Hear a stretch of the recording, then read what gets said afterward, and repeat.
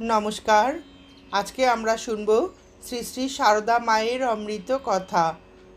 নিবেদিতা ধ্রুব মন্দির, লিখেছেন শঙ্করী প্রসাদ বসু। আজকে দ্বিতীয় পর্ব।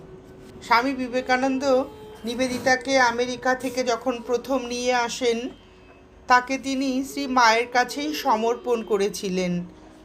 তার পরের পর্ব শ্রী মায়ের সঙ্গে ভগিনী নিবেদিতার ব্যক্তিগত সম্পর্কের কথা এখানে বলা হয়েছে। নিবেদিতা তার ক্রমপরিণত জীবনে লোকমাতা হয়ে উঠলেও একজনের কাছে চিরদিনের আমার খুকি থেকে গিয়েছিলেন। তিনি নিবেদিতার হোলি মাদার বা মাতা দেবী। শ্রীমা সারদা দেবী নিবেদিতাকে গভীর স্নেহে খুকি বলতেন।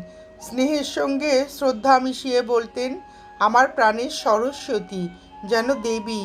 এ কথাও তিনি নিবেদিতা সম্বন্ধে বলেছেন।